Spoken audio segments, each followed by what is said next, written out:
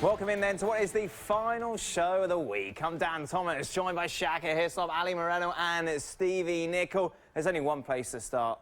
Portland against Sporting KC. This game had pretty much everything. Remember, this was a one-off playoffs to book a place in the semi-final of the conference games at the weekend. Controversy early on, 11 minutes in. Should Kevin Ellis have been sent off? 100%. He's over the top of the ball, gets the man. 100%. Should have been a red card, no question. And I can't believe he's arguing. He's still complaining, isn't it? As we take it into the second half, Rodney Wallace breaks the deadlock. And as Diego Valeri cuts outside, Rodney Wallace takes a touch in front of him, and then with a toe poke finish, resourceful finish. Okay, all right. I see you, Timber Joey. And somewhat of a game changer. 10 minutes later, Himalaya involved in this incident. Gets a boot in the face here, Melia, for his troubles. That'll leave a scar. I'll tell you what, he didn't exactly try and get out the way too well, Wallace, did he? He'd then be sent. Then, of course, he'd be substituted. Now, controversy here. Should Christian Nemeth have been sent off? Again, 100%. You can't kick the ball at your opponent's head when he's lying on the ground. I mean, he's actually tried to. He's committed to smash it and tries to not do it. At least he didn't argue. At least he didn't argue about the yellow. So 1-0. 87th minute. Ellis makes it 1-1. Good ball in by Graham Susi. And of course it had to be Kevin Ellis, who Stevie Nicol had already red carded in the game. Yeah. So we go to extra time. 6 minutes into the first half. Oh. What a finish that is. From Nemeth, another player you'd already sent off, Stevie. Tell you what, they did no bad for 9 men, aren't they? And obviously there was concern in the crowd. However, 2 minutes before extra time would finish, the equaliser from Urruti. It's a good finish by Urruti. In the first place, I think as players are allowed to turn far too easily, he puts a little more than a hopeful ball into the box here with some pace. Urruti's that's going behind him. That's a good finish. Let's go to penalties then. Valeri steps up for the Timbers. Saved. So it's 1-1 as we fast forward it to Dom Dwyer. No! Oh, Dom. So one apiece as we take it Oh, no. to the fourth. Oh, no, Jack. So- No, Jack. No, Jack. Matt Beasler has the chance to give KC a big advantage. No. It's not your game. That's not your game, Matt Beasler. Come. Oh, my goodness. You kidding me? So this is sudden death now. Urruti steps up, scores. Nagamura must score for Sporting KC to keep it going. He does exactly that. Clutch. Straight after that, Not clutch. the Avanes penalty saved.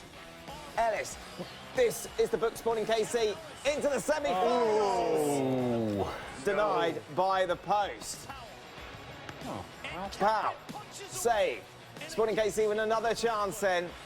Abdul Salam. No. Wow. No. Games and match. That's it. Let's go home. That's it. Kansas City, you know you're not winning after this. So we fast forward to the 11th round, which means what, Shaka? Goalkeepers are taken. Indeed they are. This is it then. The final penalty is saved. John Kempin, who came on, of course, in the second half and made some great saves as well in the penalty shootout. In the end, the one whose penalty is saved, and Portland then are through to the Eastern Conference semi-finals. Sporting KC done. Out. Unbelievable. Yeah, and you just mentioned John Kempin, who wasn't supposed to be in the game. Comes into the game because of the concussion to Tim Melia. Now, he makes saves in the penalties. All right, he's about to be a hero. Now, their guys cannot make the kicks, and now it's up to him. He misses it, and now he goes from being the hero to not so much. It was just one of those where everything that you see happen in the penalty kick shootout, at some point, you just got the sense that it just wasn't going to be for Sporting Kansas City. Once you see the post hitting the other post, all right, guys, let's go. Let's go. Let's get off the field. It's not happening. You got to feel for Kempin, though. I mean, all right, it's his penalty who was ultimately saved, but, you know, he's a goalkeeper. I don't think too much is expected of him at that point, especially after the heroics. But when you see the likes of Beasler stepping up and trying to... There is nothing more infuriating to a professional in that circumstance than to see somebody do that. Now, if you do it and it comes off, great. You make the headlines, everybody will applaud, well done. But you better hit the back of the net. Otherwise, every single pair of eyes in that dressing room will be looking at you, and rightly so. Matt Beasley will be getting a lot of criticism for it. When it comes to a situation like that, you have to do what you do best. And I don't remember any other centre-back in world football in a position like that trying to do a Panenka. As Shaka said... when Your favourite man, Sergio Ramos, did it. I remember for Spain. No, I said centre-backs. Oh, okay. but Ali said it during the commentary. That's not your game. No, it isn't. Yeah.